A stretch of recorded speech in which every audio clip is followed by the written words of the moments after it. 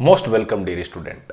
आपका एक बार फिर से स्वागत है प्यारे नन्हे मुन्नों, प्यारे विद्यार्थियों। आज अपनी जो चर्चा का विषय है वो कक्षा 10 चैप्टर 15 प्रोबेबिलिटी या प्रायिकता रहेगा। साथियों, हमने चैप्टर 4 से सीधा चैप्टर 15 लिया है और इसके पीछे एक बहुत ही बड़ा कारण है, क्योंकि अभी हाल ही में आने वाले दिनों के अंदर अध्यापक भर्ती परीक्षा, तृतीय श्रेणी अध्यापक भर्ती परीक्षा 2021 के अंदर मेरे कुछ क्लासमेट्स हैं, मेरे कुछ साथी हैं जो इस प्रतियोगी परीक्षा में भाग लेंगे और उनके लिए ये चैप्टर बहुत मायने रखता है। इस चैप्टर में से 2 से 3 क्वेश्चन आते हैं, तो उनके बेसिक फंडामेंटल को क्लियर करने के लिए ये चैप्टर मैं पहले ले रहा हूं और आपके सिलेबस में भी है। तो मेरे 2 तीर और 1 शिकार मतलब 1 तीर और 2 शिकार हो जाएंगे साथियों। तो इस चैप्टर की शुरुआत करते हैं। चलिए साथियों, प्रोबेबिलिटी, प्रायिकता। सबसे पहले देखिए प्रायिकता होती क्या है, प्रायिकता है क्या, प्रायिकता है क्या, इसकी चर्चा करेंगे हम लोग। प्रायिकता या प्रोबेबिलिटी, प्रायिकता या प्रोबेबिलिटी किसी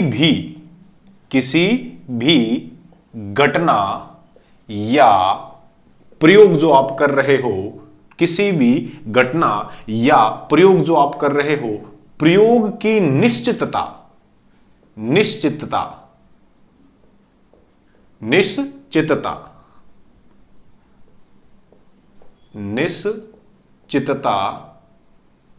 एवं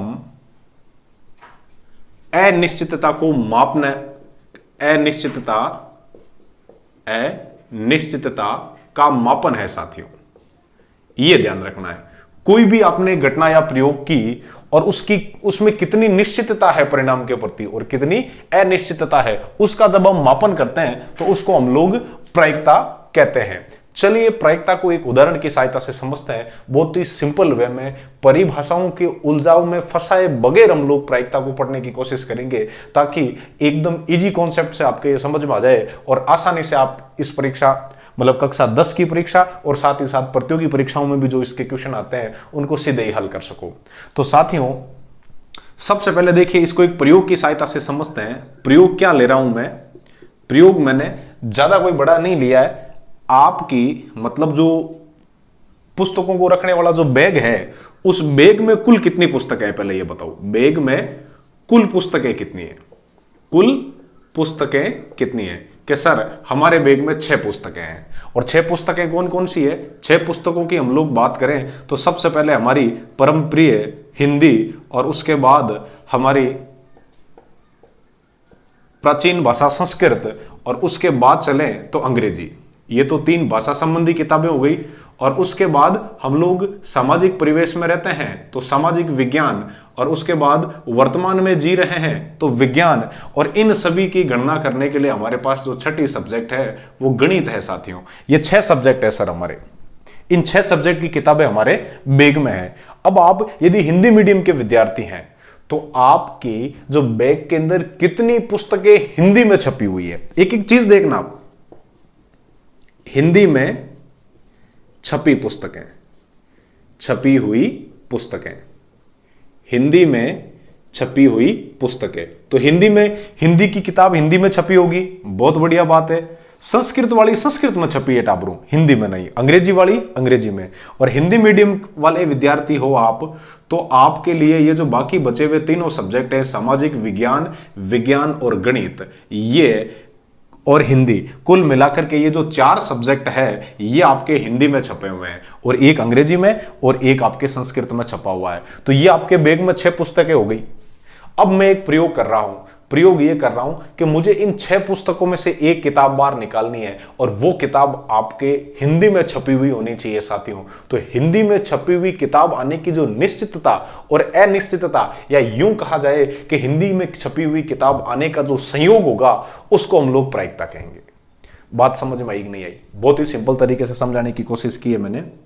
अब आपको ये यहां पर यह बताना है कि हिंदी में छपी हुई पुस्तकें, और हिंदी में छपी हुई जो पुस्तकें हैं साथियों, दरअसल वो अपने लिए जो अपनी घटना क्या है, अपनी घटना ये है कि आपका जो बैग है उस बैग में 6 किताबें पड़ी है। वो तो हो गई, आपके पास 6 किताबें हैं और उन 6 किताबों में से एक किताब निकालना है। ये निकालने की जो प्रक्रिया है ये अपना प्रयोग है। क्लियर है? और उसके बाद हमारी अनुकूल स्थिति क्या है, एक शब्द आता है अनुकूल स्थिति, मतलब हमने जो प्रयोग किया है उसमें से अपनी जो फेवरेबल इवेंट है या फेवरेबल कंडीशन है वो होती है अपनी अनुकूल स्थिति। और अनुकूल स्थिति अपनी क्या है, यहां पर हमने प्रयोग में लिया है हिंदी में छपी हुई किताबें। तो हिंदी में छपी हुई जो किताबें हैं ये हो जाएगी आपके मतलब 4 किताबें। अनुकूल स्थितियां कुल कितनी किताबें हैं साथियों, हिंदी में छपी हुई 4 किताबें हैं। तो ये हो गई अपने अनुकूल स्थिति। कौन सी स्थिति हो गई, इसको हम लोग अनुकूल स्थिति भी कहते हैं, अनुकूल स्थिति। बात समझ में आई कि नहीं आई, क्या आ गई सर।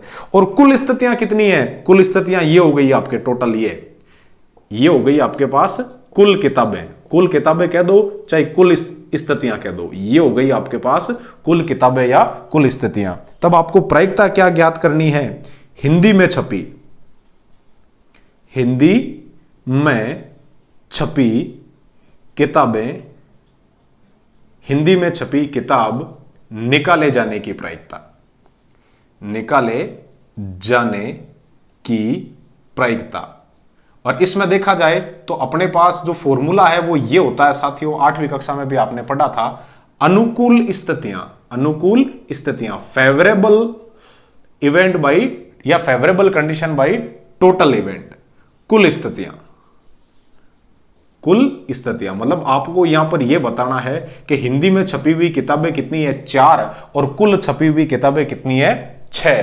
तो कहने का मतलब क्या हो गया, ये कटने के बाद प्रोबेबिलिटी कितनी आई 2/3। अभी मैंने न तो आपको फॉर्मूला बताया न ही परिभाषाएं बताई, सीधा एग्जांपल लिया और वो भी आपके बेग से शुरुआत की है। ये जो घटना थी ना साथियों, हिंदी में छपी हुई पुस्तक निकालने की घटना, ये जो घटना है इसमें क्या 4 स्थितियां तो हिंदी में छपी हुई किताबों की है और 2 स्थितियां जो है वो हिंदी में छपी हुई किताबों की नहीं है, ठीक है। तो ये जो घटना है ये आपको, इसको हम लोग मतलब समप्रायिक, समप्रायिक मतलब प्रत्येक घटना के घटने की जो प्रायिकता है वो बराबर होनी चाहिए, वो नहीं है। तो हिंदी में छपी हुई और हिंदी में नहीं छपी हुई बराबर प्रायिकता नहीं है, ठीक है ना। तो ये जो घटना है वो हमने देखी है जिसमें समप्रायिक घटना नहीं है। एक घटना हम लोग और लेंगे जिसमें हम लोग पढ़ेंगे समप्रायिक घटना। समप्रायिक घटना का मतलब जिसमें जितनी मतलब टोटल स्थितियां हैं उनमें से प्रत्येक स्थिति के लिए बराबर प्रायिकता आएगी, प्रत्येक स्थिति के लिए बराबर प्रायिकता आएगी। और वो कैसे ज्ञात करेंगे अभी हम लोग एक एग्जाम्पल की सहायता से देखते हैं। चलिए साथियों शुरुआत करते हैं हम लोग एक बहुत ही छोटी सी मतलब चीज से, सिक्के से शुरुआत कर रहे हैं। देखो किस से, सिक्के से। अब देखो परिभाषाएं भी मैं साथ साथ में इसमें ही लपेट दूंगा, ध्यान रखना। परिभाषाओं के अंदर सबसे जो पहली जो परिभाषा है वो साथियों, जैसे हम लोग सिक्का उछाल रहे हैं, सिक्का उछाला, हमने सिक्का उछाला, तो सिक्का उछाला तो ये हो गया अपने पास एक यादृच्छिक प्रयोग। यादृच्छिक प्रयोग मतलब यादृच्छिक प्रयोग किसको कहते हैं, इसको सुनना आप। यादृच्छिक प्रयोग होता क्या है, प्रयोग करने से पहले क्या आएगा ये हमें ज्ञात नहीं हो तो इस प्रकार का जो प्रयोग होता है उसको हम लोग यादृच्छिक प्रयोग कहते हैं साथियों। कौन सा प्रयोग कहते हैं, यादृच्छिक मतलब रैंडम एक्सपेरिमेंट। रैंडम एक्सपेरिमेंट मतलब आप एक सिक्का उछाल रहे हो, सिक्का फेंका आपने, अब सिक्का फेंकने के बाद चित आएगा या पट आएगा आपको मालूम नहीं है ना, तो ये आपके रैंडम एक्सपेरिमेंट हो गया। आप पासा फेंकते हो, पासा वही सांप सीढ़ी खेलते हो तब, हाँ एक मतलब घनाकार छोटा सा बॉक्स होता है जिसके चारों तरफ गिनती लिखी होती है, मतलब 6 तरफ 1 2 3 4 5 6 लिखी होती है, हाँ वही जो आप समझ रहे हो। चलो तो जो पासा फेंका, अब पासा फेंकने के बाद कितना आएगा, कैसा मत सांप सीढ़ी तो खेलने को मत लूडो रमा, अरे बेटा वो डिजिटल है भी, लूडो में तो खाली यूं बचेडी ठोको यूं तेरे डग डग डग बोल पुरोन बाजी हुए 1 2 3 4 5, वो नहीं ओरिजिनल खेलो कहीं तन ठापड़ी, हाँ थे कहीं टेक्निकल जमाना का, हाँ एक्सपर्ट जनरेशन हो, हाँ कहीं कहीं आउटडोर गेम भी खेल लिया करो। चलो तो उसके बाद सिक्का फेंक दिया, पासा फेंक दिया, अभी हमने आपका जो बस्ता लिया था बैग, उस बैग में से किताबें निकाली थी। अब किताब निकालने से पहले आपको मालूम था क्या कौन सी किताब निकलेगी, कि सर मालूम नहीं था, तो मालूम नहीं था तो ये भी आपका एक रैंडम एक्सपेरिमेंट है। समझ में आया कि नहीं आया, तो मैं यहां पर एक सिक्का उछाल रहा हूं। यादृच्छिक प्रयोग की परिभाषा समझ में आ गई आपके। यादृच्छिक प्रयोग का मतलब प्रयोग करने से पहले जो क्या परिणाम आएगा उसका हमें मालूम नहीं हो तो वो अपने जो यादृच्छिक प्रयोग होता है। तो सिक्का उछालना एक यादृच्छिक प्रयोग हो गया, रैंडम एक्सपेरिमेंट हो गया सिक्का उछालने पर। सिक्का उछालने पर। तो सिक्का उछालते हो तो क्या क्या आएगा साथियों, या तो हेड आएगा या टेल आएगा। अब हेड और टेल में हिंदी मीडियम वाले थोड़ी सी मतलब प्रॉब्लम हो जाती है। हेड, हेड मतलब माता, माता मतलब चेता, और चेता मतलब चेतहा। और टेल, टेल मतलब पूंछड़ी, और पूंछ मतलब पट। ये याद रखना आपको, क्लियर है। हाँ, तो हेड और टेल हो गई। अब इस हेड और टेल को इस तरीके से लिखना, बॉक्स बना करके, और जो स्थितियां आई है उनको इस तरीके से लिखना, ये होता है स्टाबरो सैंपल स्पेस। इसको क्या बोलते हैं, लिखने के तरीके। देखो एक एक चीज पकड़ना, मैंने क्या कहा, मैं परिभाषाओं के फेर में नहीं फंसाऊंगा, शब्दावली है वो आपको साथ साथ में बताता जाऊंगा। इस तरीके से लिखना, समूचे या सेट के रूप में लिखना, ये हो गया सैंपल स्पेस, प्रतिदर्श समष्टि। क्लियर है।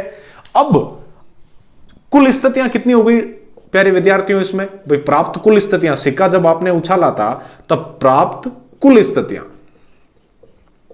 प्राप्त कुल स्थितियां, कुल स्थितियां है सर दो, कौन कौन सी है, एक तो हेड आया है और दूसरा आपके टेल आया है। कोई प्रॉब्लम नहीं, हेड आओ चाहे टेल आओ, ये हो गई आपके पास कुल स्थितियां।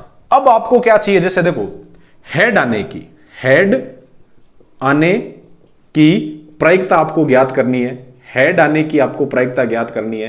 तो हेड आने की आप लोग प्रायिकता लाते हो तो दो स्थितियां हैं जिसमें एक हेड है और एक टेल है। तो हेड आने की अनुकूल स्थिति कितनी है साथियों, एक, ये लिख दी आपने एक, और कुल स्थितियां कितनी है, दो। तो ये हो गई 1/2। समझ में आया कि नहीं आया। दूसरा टेल आने की प्रायिकता, टेल आने की प्रायिकता, टेल आने की प्रायिकता। तो टेल आने की प्रायिकता, टेल भी कितनी बार आया है, एक बार, और कुल स्थितियां कितनी है, दो। तो हेड और टेल दोनों की प्रायिकता बराबर है या नहीं है। तो ऐसी घटना जिसमें जितने भी परिणाम हैं उनके आने की प्रायिकता है वो एक समान हो, बराबर हो, तो उसको हम लोग समप्रायिक घटना बोलते हैं। इक्वल लाइकली प्रोबेबिलिटी, समप्रायिक घटना, एक समान परिणाम वाली, दोनों की 1/2 1/2 आ रही है ना। जैसे आप पासा फेंकोगे तो पासे पे कितने मतलब कुल स्थितियां कितनी आएगी, 6, 1 2 3 4 5 और 6। 6 में से प्रत्येक डिजिट के आने की जो प्रोबेबिलिटी है वो कितनी होगी, 1/6 1/6। क्लियर है, समझ में आ गई। तो वो भी आपके कैसी घटना है, समप्रायिक घटना है, कोई प्रॉब्लम नहीं है। चलिए, ये सिक्का उछालने वाली भी हमने प्रोबेबिलिटी पढ़ ली। हमें लगभग अब प्रायिकता की कक्षा 10 से संबंधित शब्दावली और परिभाषाएं हैं वो हम लोग बातों ही बातों में देख चुके हैं। तो क्यों न इसके जो कुछ स्पेशल नोट्स है, कुछ विशेष स्थितियां हैं जो आपको याद रखनी है, समझ के याद रखनी है, उनको एक बार नोट डाउन कर लेते हैं और फिर नंबर लगाते हैं एक्सरसाइज का। चलिए साथियों, तो सबसे पहले देखिए साथियों प्रायिकता का सूत्र। किसी घटना को इंग्लिश में इवेंट बोलते हैं। किसी घटना ई के घटने की जो प्रायिकता होती है ना साथियों, उसका फॉर्मूला होता है घटना के अनुकूल स्थितियां, घटना के अनुकूल स्थितियां बटे कुल स्थितियां, कुल संभावित परिणाम या कुल स्थितियां, ये याद रखना है आपको। क्लियर है, कोई प्रॉब्लम नहीं है। तो जो घटना है इसको संकेत के रूप में हम लोग लिखेंगे प्रोबेबिलिटी ऑफ ई इवेंट या प्रोबेबिलिटी ऑफ ई, और इसका जो फॉर्मूला हो जाएगा वो हो जाएगा आपके घटना के अनुकूल स्थितियां हैं तो उसको ले लो आप लोग मतलब एन से लिख दो, और जो कुल स्थितियां हैं उसको आप लोग एम से लिख दो। तो एन क्या है, एन तो है आपके पास अनुकूल स्थितियां साथियों। अब देखो कई बुक्सों में एम ऊपर एन नीचे लिखा होता है, उससे हमें कोई मतलब नहीं है, हमें तो अपना संकेत समझ में आना चाहिए। तो एन तो क्या है, अनुकूल स्थितियों के लिए लिखा है मैंने, अनुकूल स्थितियों के लिए लिखा है, और एम किसके लिए लिखा है, कुल स्थितियों के लिए। आपको तो ये मालूम होना चाहिए, कुल स्थितियां, कोई प्रॉब्लम नहीं है। प्रायिकता से संबंधित हमने पहली प्यारी सी छोटी सी परिभाषा देख ली। उसके बाद देखो प्रायिकता में जब हम आगे चलते हैं, ठीक है, तो एक छोटा सा एक्सपेरिमेंट है, फिर से मैं वापस दोहरा रहा हूं। ये आपका बस्ता है, बैग है। इस बस्ते में कौन कौन सी किताबें हैं, हिंदी की किताब है, इंग्लिश की किताब है, और संस्कृत की किताब है साथियों, सोशल साइंस की किताब है, साइंस की किताब है, और इसके साथ साथ आपके मतलब मैथ्स की किताब है, और 1 2 3 4 5 और 6 किताबें हो गई पूरी। अब सबसे पहले देखो हिंदी की किताब आने की प्रायिकता, एक एक किताब की अलग अलग प्रायिकता ज्ञात कर रहा हूं मैं। तो हिंदी की किताब कितनी है? एक। हिंदी में छपी हुई नहीं बोल रहा हूं, हिंदी की किताब आने की प्रायिकता अनुकूल स्थिति 1, कुल स्थितियां 6। इंग्लिश की किताब आने की, इंग्लिश की किताब 1, कुल 6। संस्कृत की किताब निकाले जाने की 1/6। सामाजिक की किताब निकाले जाने की भी 1/6, और साइंस की किताब निकाले जाने की भी 1/6, और मैथ्स की किताब निकाले जाने की भी 1/6। तो सभी घटनाओं की देखो प्रायिकता कितनी है? 1/6, 1/6, 1/6, 1/6, 1/6, 1/6। अब यदि इन सबको जोड़ा जाए तो मैं यहां जोड़ रहा हूं, देखो 1/6 हिंदी की, 1/6 इंग्लिश की, 1/6 संस्कृत की, 1/6 सोशल साइंस की, 1/6 साइंस की, और 1/6 मैथ्स की। इन सबको जोड़ा तो हर या डेनोमिनेटर सबका इक्वल है साथियों, तो उसको एक बार लिख दिया जाए और अंश को सीधा ही जोड़ दो, न्यूमरेटर को सीधा ही जोड़ दो। 1 2 3 4 5 और 6, तो 6/6। तो 6 में 6 का भाग कितनी बार गया? एक बार। तो यहां से हमें यह सीखने को मिला है कि कोई भी हम लोग प्रयोग करते हैं और उस प्रयोग की जो सभी प्रारंभिक घटनाएं हैं उनकी प्रायिकताओं का हम लोग योग करें तो वो एक आएगा कि सर वो तो चलो थाने ते सीधो सीधो प्रयोग ले लियो थे, तो वो प्रयोग लो कि हिंदी में छपी, हिंदी में छपी और हिंदी में नहीं छपी, आनी प्रायिकता रो हिंदी में नहीं छपी, आनो योग भी माने एक लाई बताओ तो बिल्कुल आ जाए बेटा। हिंदी में छपी किताबा कितनी है? 4, और कुल किताबा कितनी है? 6। और हिंदी में छपी की किताबा कितनी कोनी? कैसा? एक तो अंग्रेजी वाली कोनी और एक संस्कृत वाली कोनी, तो ए भी कितनी होगी? 2/6।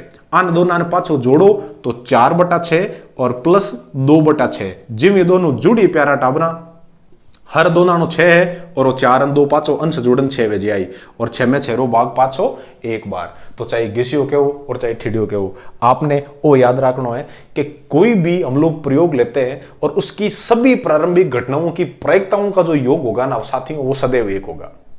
ये जो मतलब देखो मैं लिखने को सीधा लाइन लिखवा देता और आप लोग याद कर लेते, लेकिन ऐसे कोई मतलब नहीं है, समझ के सीखो, है ना।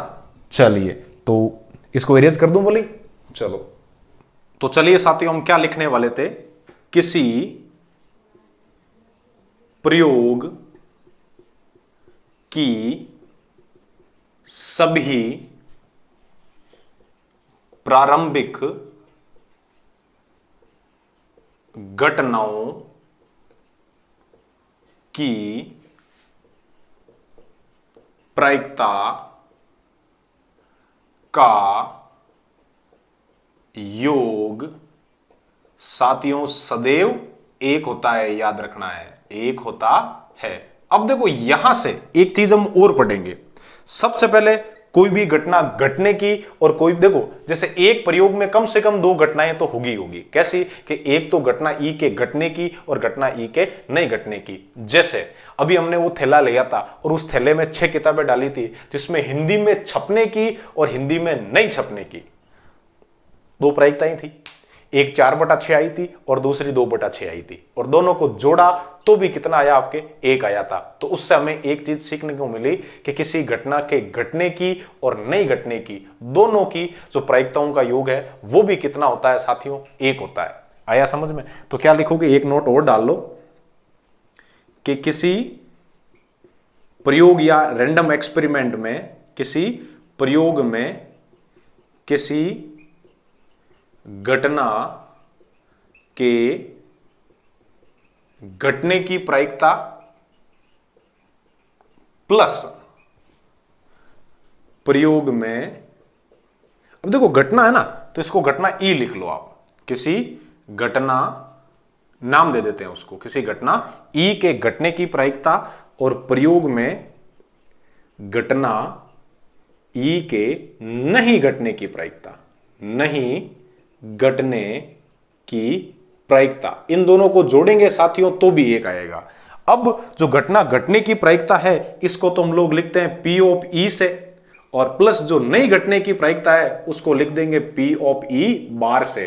और इन दोनों को जोड़ेंगे तो योग करने के बाद भी क्या आएगा, एक ही आएगा। अब यहां से एक फॉर्मूला और बन जाता है क्या साथियों, कि आपको किसी घटना के घटने की प्रायिकता याद है या ज्ञात है तो आप उसके नहीं घटने की प्रायिकता ज्ञात कर सकते हो। कैसे, कि एक में से घटा करके ये पी ऑफ ई उधर जाएगा तो हो जाएगा माइनस का पी ऑफ ई। समझ में आया कि नहीं आया? एक छोटा सा हम लोग एक्सपेरिमेंट ले लेते हैं और इसका उदाहरण ले लेते हैं। उदाहरण क्या, उदाहरण देखो, उदाहरण ये कह रहा है कि मतलब एक कोई थैला है, क्या है, थैला है, उस थैले में 4 तो है साथियों लाल गेंदे और 3 है आपके सफेद गेंदे। तो कुल गेंदे कितनी है, कुल गेंदे हो गई आपके पास 7। कुल गेंदे कितनी हो गई साथियों, 7। अब गेंदे है ना, गेंदों को देखने से तो पता चलता है कि लाल और सफेद है, लेकिन आकार एक जैसा है और मतलब वजन वगैरह टोटल जो बाकी की परिस्थितियां रंग के अलावा वो सब एक जैसी है। ठीक है, तो छूने से पता नहीं चलता है कि मतलब किस प्रकार के रंग की है। तो बिना झांके, थैले में बिना झांके आपने एक गेंद निकाली और वो जो गेंद है वो साथियों लाल रंग के होने की प्रायिकता, लाल रंग के होने की प्रायिकता, तो मैं प्रोबेबिलिटी ऑफ रेड लिख देता हूं साथियों। वो कितनी होगी, वो आप लोग देखोगे कि सर लाल गेंद आने की अनुकूल स्थितियां या फेवरेबल कंडीशन तो 4 है और कुल स्थितियां मेरे पास है वो 7 है। तो लाल गेंद आने की प्रोबेबिलिटी कितनी हो गई, 4/7। अब मुझे बताओ लाल गेंद नहीं आने की प्रोबेबिलिटी, नहीं आने की मतलब लाल नहीं आई, अरे राती नहीं आई जन दौड़ी आई बेटा, हाँ तो दौड़ी आई तो P ऑफ W कह दो चाहे P ऑफ R बार कह दो, एक ही बात है। तो मैं कितनी गेंदा राती कोनी, हाँ कितनी गेंदा राती कोनी या लाल कोनी, तो लाल कितनी गेंदा कोनी, कैसा लाल तो 3 गेंदा कोनी, तो लाल गेंद नहीं है उन्हीं अनुकूल स्थिति 3 है और कुल स्थितियां 7 है, तो 3/7 है। अब देखो आप इन जोड़ो, 4/3 और 4/7 और 3/7 दोनों जोड़ो जो हर समान है और 4 और 3 5 बजाय 7, 7/7 रो मान 1 ओ फॉर्मूलो लागे कौन लागे और ओ थाने मालूम है तो ओथे ज्ञात कर सको। एक रमयू आप 4/7 घटाओ, इर हर में कुछ नहीं है जन कुण है साथियां 1, दोनों ले सब कितो आएगो 7, 1 रो भाग 7 में 7 बार, 7 ने 1 को गुणा कराओ 7 माइनस 7 रो भाग 7 में 1 बार और 1 ने 4 गुणा कराओ 4, 7 में 4 गया अल्लाह किताब बचिया 3, तो 3/7। अब बात समझ में आई को नहीं तो आप डायरेक्ट इस उत्तर भी फाइंड आउट कर सको। चलो आगे देखा बाबा। चलिए साथियों अब देखो एक छोटी सी घटना है जिसका नाम है, नाम से ही स्पष्ट हो जाएगा, निश्चित घटना। निश्चित घटना मतलब श्योर इवेंट।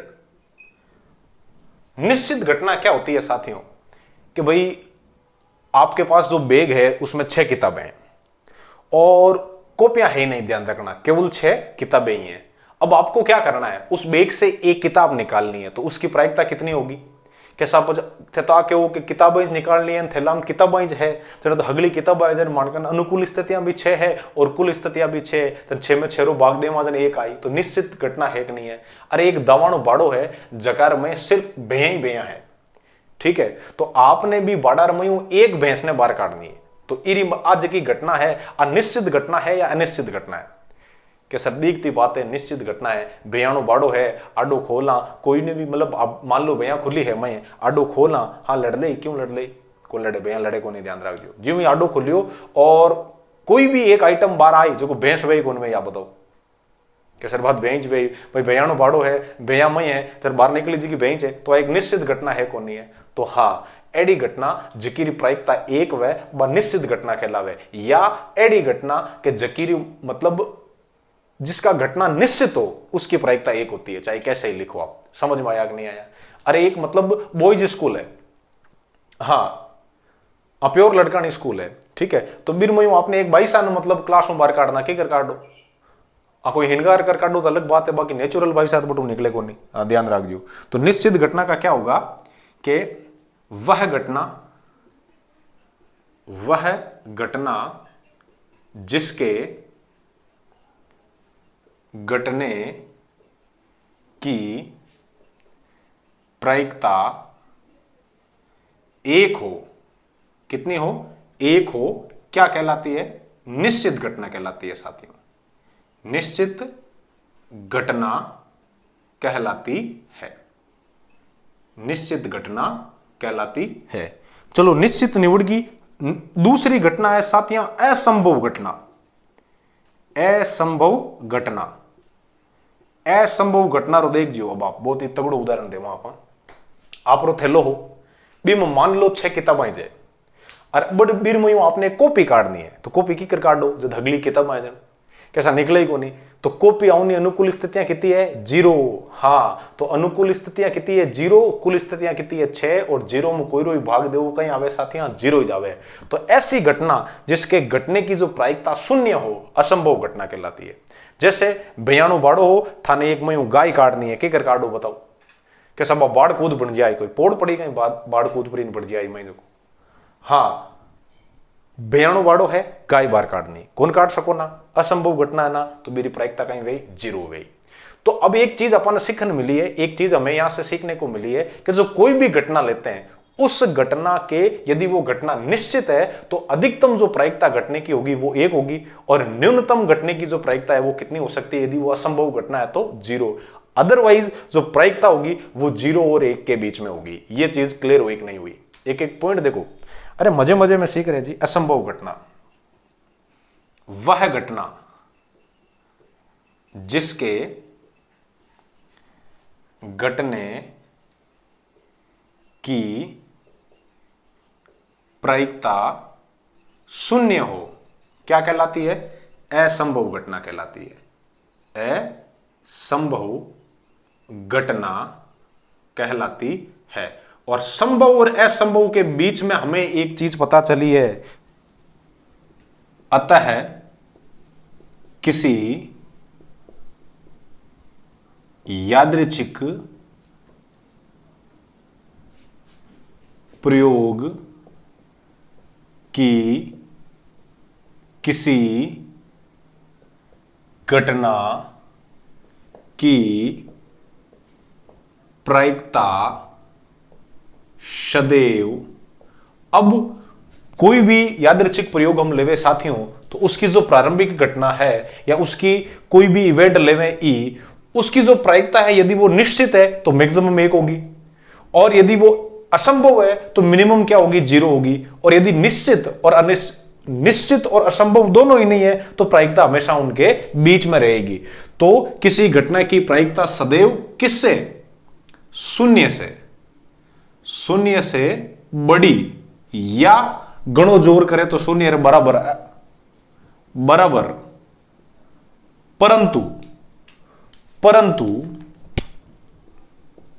परंतु 1 से छोटी। भाई निश्चित घटना हो जाएगी तो मैक्सिमम कितनी हो जाएगी? 1 से छोटी। देखो मैंने छोटी लिखा है, छोरी नहीं, ध्यान रखना। हाँ तो 1 से छोटी या 1 के बराबर होती है। 1 के बराबर होती है। चलिए इसको गणितीय रूप में लिखने की कोशिश करें तो किसी भी यादृच्छिक प्रयोग की कोई घटना ई है, इसकी जो प्रोबेबिलिटी है वो हमेशा 1 से छोटी या उसके बराबर या 0 से बड़ी या उसके बराबर होगी। इस तरीके से इसको लिख सकते हैं साथियों। तो प्रायिकता से संबंधित एक बहुत ही आसान तरीके से हमने प्रायिकता किसे कहते हैं, प्रायिकता की जो अनुकूल स्थितियां, कुल स्थितियां, प्रायिकता के सूत्र, किसी घटना के घटने की, नई घटने की प्रायिकता, प्रारंभिक किसी भी घटना की जो सभी प्रारंभिक घटनाओं का योग 1 से होते हुए हम लोग संभव और असंभव घटना तक का सफर तय कर चुके हैं। अब कक्षा 10 में सबसे पहले देखो बात करते हैं हम लोग सिक्के की साथियों। एक एक चीज क्लियर करेंगे। सिक्के, किसी भी सिक्के के 2 भाग होते हैं, एक तो होता है हेड और दूसरा होता है टेल।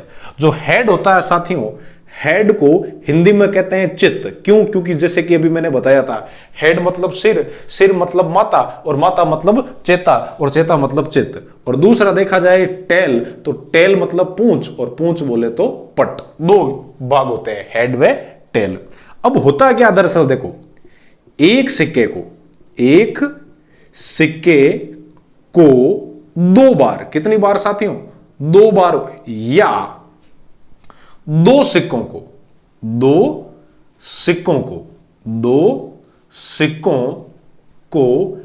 एक साथ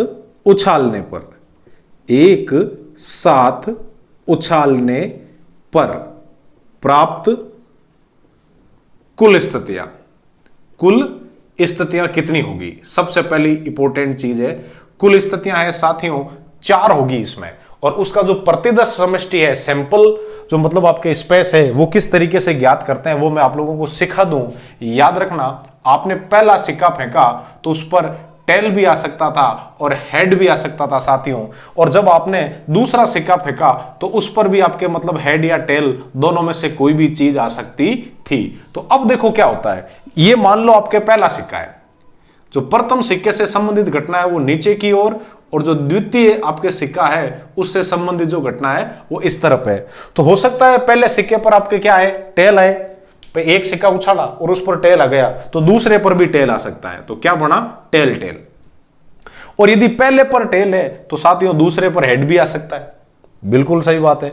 और मान लो सर पहले पर हेड है तो दूसरे पर टेल आ सकता है, और पहले पर हेड है तो दूसरे पर भी हेड हो सकता है। तो इस तरीके से इसकी जो प्रतिदर्श समष्टि है वो क्या बनेगी, tail tail, tail head, head tail और हेड हेड साथियों।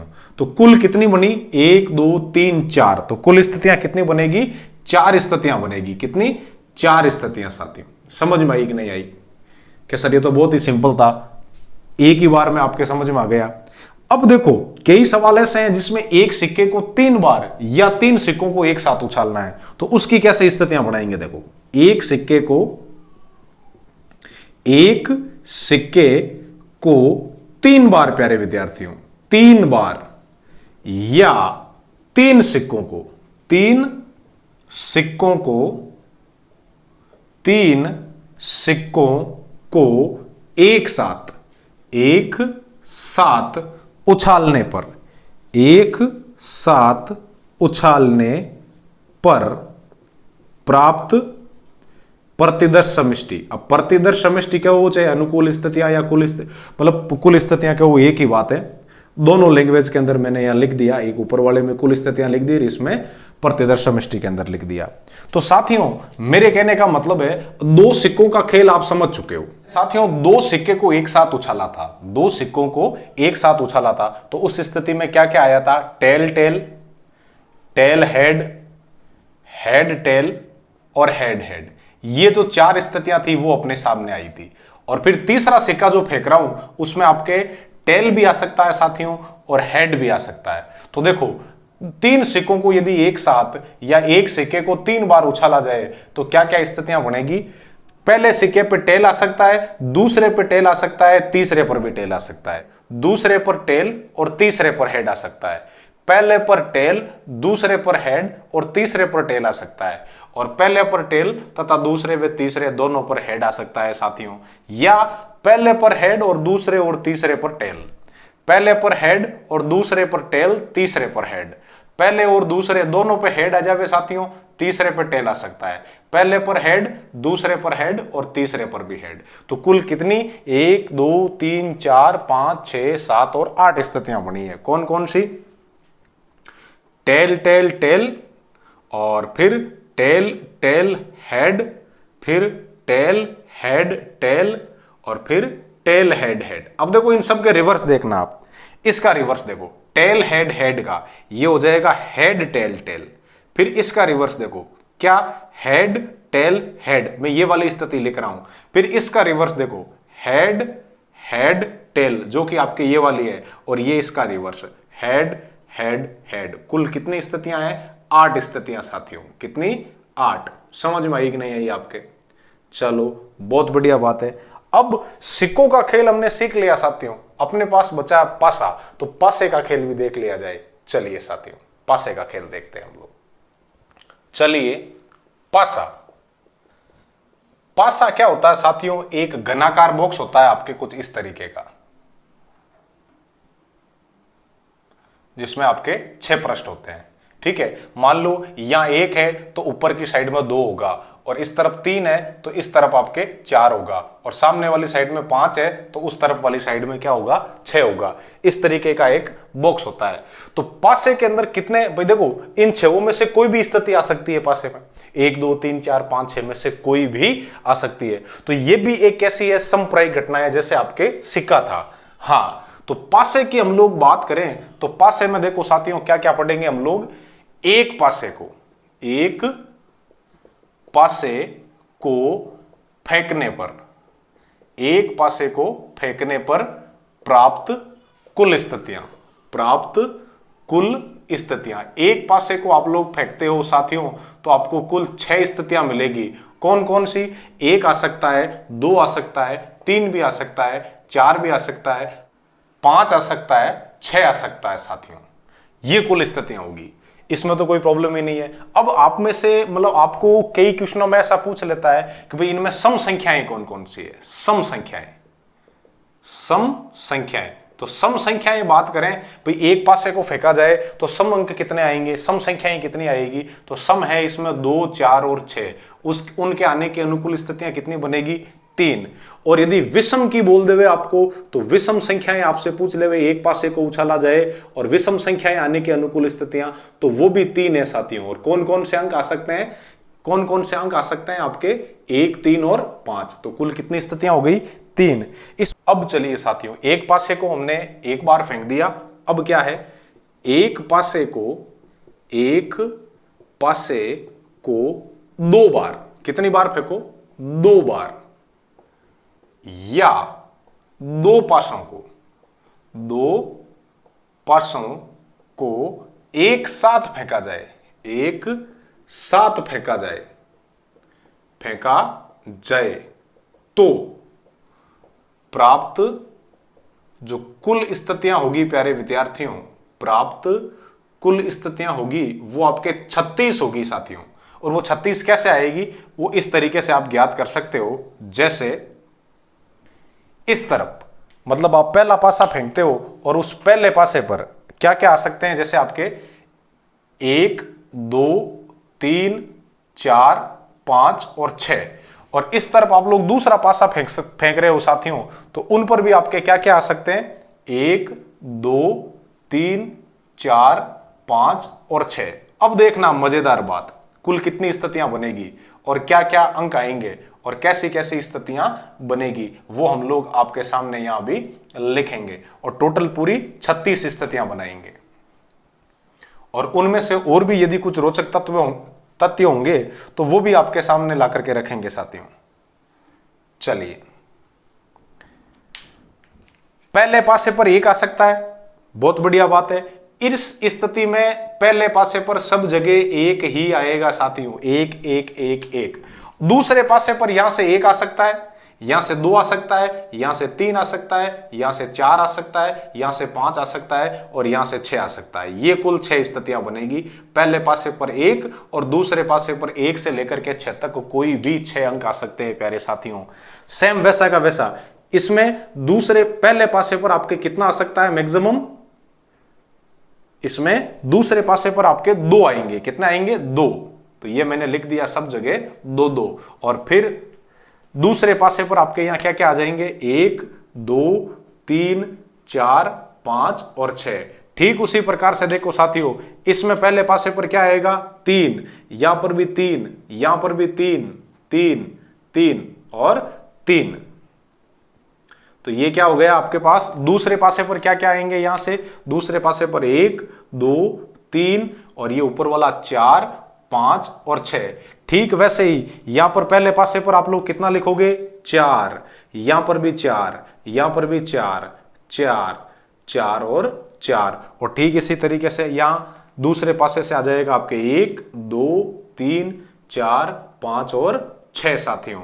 और यहां से देखा जाए तो पहले पासे पर आ रहे हैं आपके 5, 5, 5, 5, 5 और 5। और दूसरे पासे पर क्या क्या आ रहे हैं साथियों? 1, 2, 3, 4, 5 और 6। और आखिरी बार देखो पहले पासे पर क्या आ सकता है? 6, सब जगह 6, 6, 6 और 6। और दूसरे पासे पर क्या क्या आ सकते हैं? 1, 2, 3, 4, 5 और 6। ये टोटल 36 स्थितियां बनेगी। क्लियर है? इसमें यदि आपको ऐसा बोल दिया जाए कि दोनों पासों पर एक समान अंक आना चाहिए प्यारे विद्यार्थियों, तो दोनों पासों पर एक समान अंक कौन कौन सी स्थिति में आ रहा है? इस स्थिति में देखो आप 1 1, 2 2, 3 3, 4 4, 5 5 और 6 6। ये अंक देखो 1 1 दोनों पासों पर है, या 2 2 है, फिर यहां 3 3 है, फिर यहां 4 4 है, फिर यहां 5 5 है और फिर यहां 6 6 है। समझ में आया कि नहीं आया? ये आ गए एक समान अंक। अब कई बार एग्जाम में क्या बोल देता है कि अंकों का योग इतना आना चाहिए, अंकों का योग। तो अंकों के योग की बात करें साथियों, अंकों का योग, अंकों के दोनों पासों पर, दोनों पासों के अंकों का योग, और दोनों पासों के अंकों के योग की बात करें तो कम से कम कितना होगा? 1 और 1 2। तो 2 हो, कितना हो? 2 हो तो स्थितियां कितनी होगी? 3 हो तो कितनी स्थितियां होगी?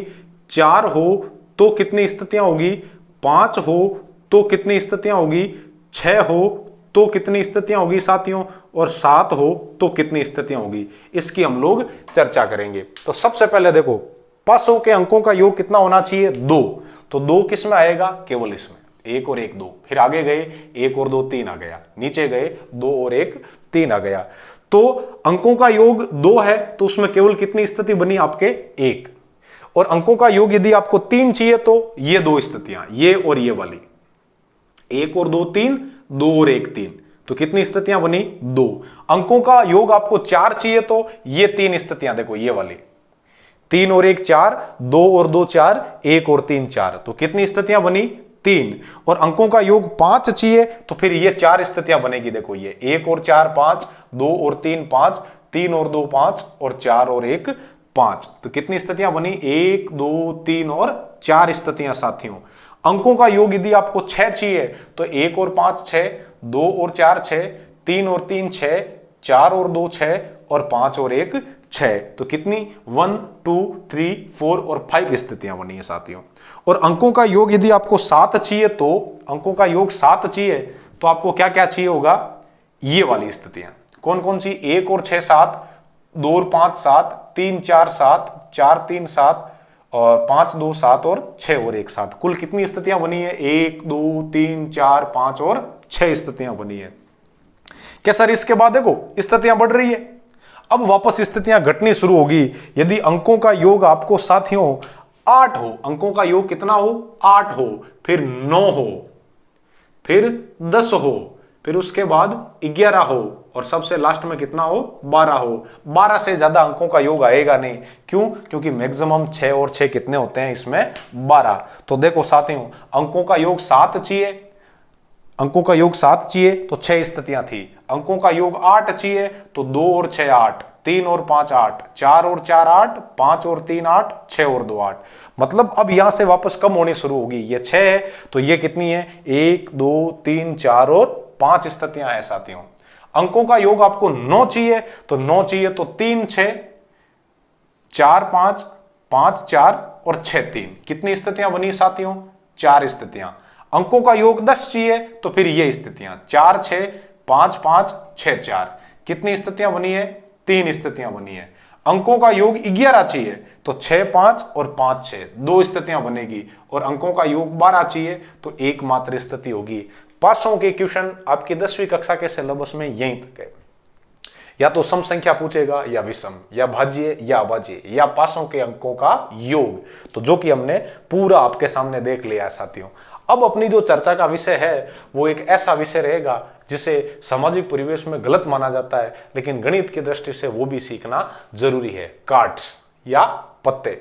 मैं आपको खेलना नहीं सिखाऊंगा, पत्तों के बारे में सिखाऊंगा। खेलना सिखाऊंगा तो गलत बात है ना। चलिए तो पत्तों के बारे में अब हम लोग देखते हैं। Let's start. तो चलिए साथियों, आज एक ऐसा विषय है जो सामाजिक दृष्टि से कतई अच्छा नहीं है, लेकिन फिर भी हमें पढ़ना पड़ेगा। कार्ड्स या पत्ते। कुल पत्ते साथियों, ताश के कुल पत्ते, हाँ लॉकडाउन में सब परिचित हैं आप, 52 पत्ते होते हैं। कितने होते हैं? 52। सीधी सी बात है। अब इन 52 पत्तों को यदि 2 भागों में डिवाइड किया जाए, 2 भागों में डिवाइड किया जाए तो साथियों पहले जो है वो काले रंग के, कैसे? हाँ काले रंग के। काले रंग के का मतलब है काले रंग में छपे हुए, काले रंग में छपे हुए, छपे हुए। हाँ, और दूसरा जो प्रकार है वो है लाल स्याही से, लाल स्याही से या लाल रंग के।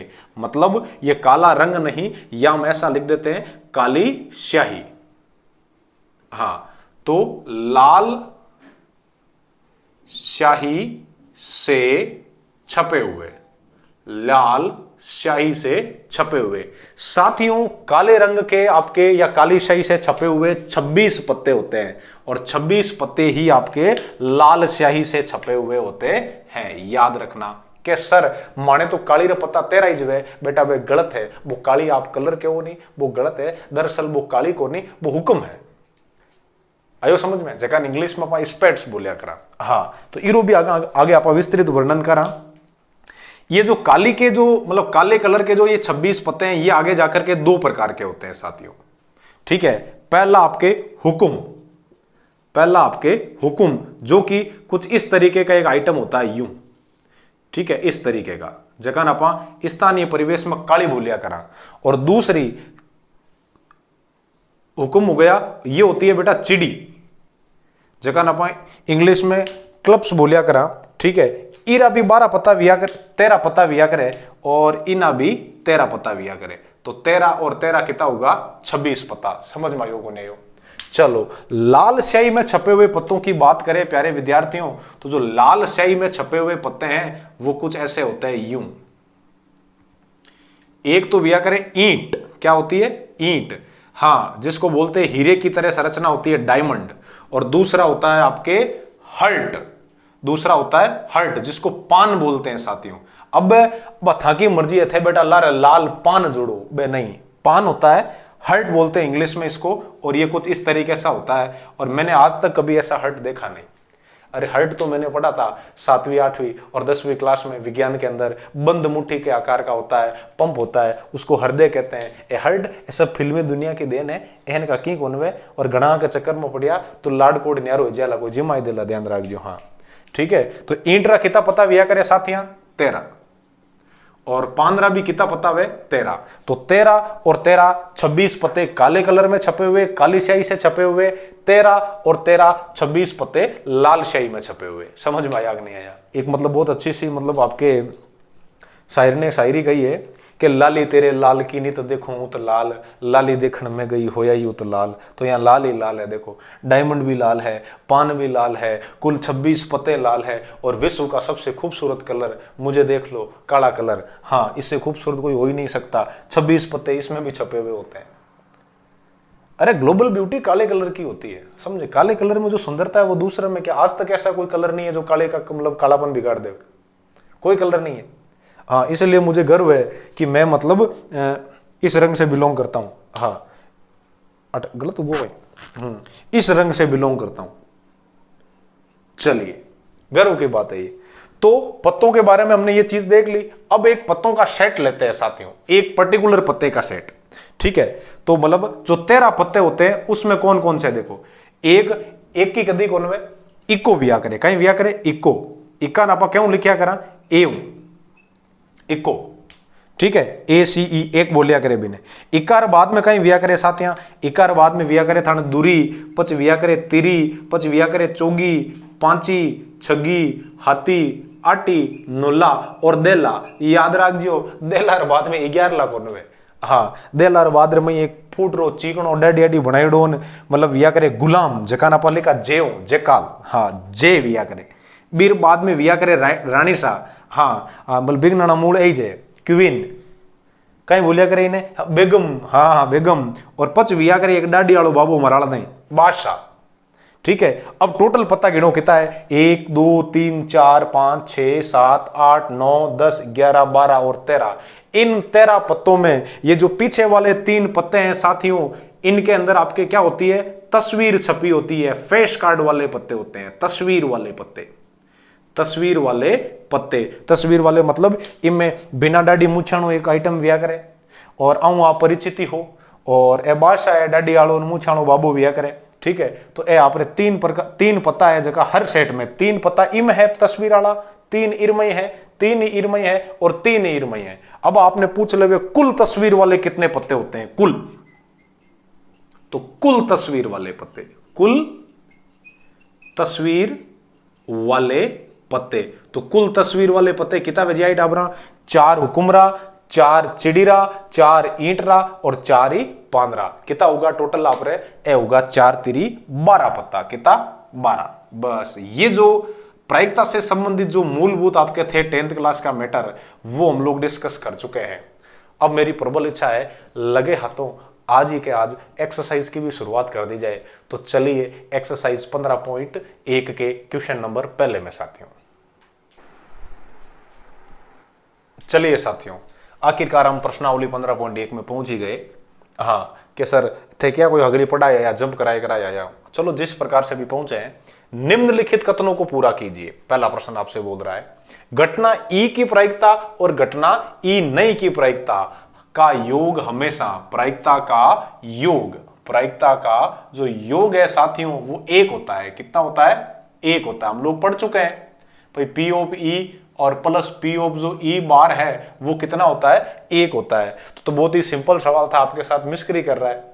दूसरा पढ़िए उस घटना की प्रायिकता जो घटित ही नहीं हो सकती। अरे भाई इस बात बयाना बाड़ा मुंह गाय काटनी है असंभव घटना है। तो असंभव घटना की प्रायिकता कितनी होती है शून्य है। कितनी होती है शून्य या 0।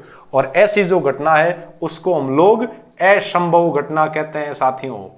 तीसरा प्रश्न पढ़िए उस घटना की प्रायिकता जिसका घटित होना निश्चित है बयानो बाड़ो है और भैंस बार काटनी है। तो बारे जो आइटम निकली वो भैंस जो है इटाबरा तो वो आप कहीं होगी एकदम निश्चित घटना है। तो निश्चित घटना की प्रायिकता कितनी दिया करे एक होती है। कितनी होती है एक होती है। और ऐसी घटना को हम लोग श्योर इवेंट या निश्चित घटना कहते हैं। कितना आसान है सब नोट्स में आप पहले लिखो।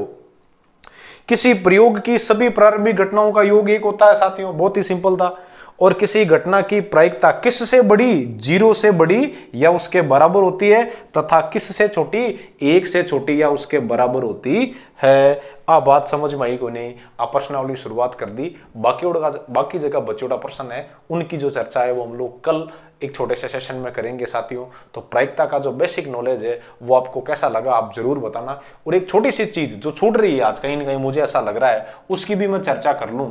याद रखना साथियों लीप वर्ष कौन सा वर्ष लीप वर्ष कभी भी आपसे पूछ ले तो लीप वर्ष को ध्यान रखना हम लोग अधिवर्ष कहते हैं। कौन सा वर्ष अधिवर्ष मतलब जिसमें एक दिन ज्यादा हो। और लीप वर्ष की बात की जाए तो याद रखना जिसमें फरवरी 29 की हो फरवरी 29 की हो या वह वर्ष जिसमें किसका 4 का भाग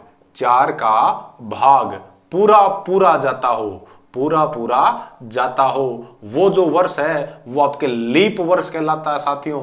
और इसमें जो कुल दिन है लीप वर्ष के वो याद रखना 366 दिन होते हैं। क्यों क्योंकि पृथ्वी है वो सूर्य के चारों ओर एक परिक्रमा 365 दिन में करती है साथियों। जो सवा है ना पीछे वाले 6 घंटे वो 4 साल बाद मिलकर के पूरा एक दिन बन जाता है। और उस दिन उस महीने मतलब उस साल में फरवरी 29 दिन की होती है। और कहने का मतलब वो 4 का जो विभाजन है वो इसीलिए किया है कि वो पाव जुड़ के पाव जुड़ के पूरा हफ्ता हो जाए। और वो हफ्ता दिन जुड़ के और फरवरी 29 की हो जाती है। और उसमें कुल 366 दिन होते हैं। अब बाकी बचा अलीप वर्ष तो वो 365 दिन का है। समझ में आया कि नहीं आया। चलिए थैंक यू धन्यवाद।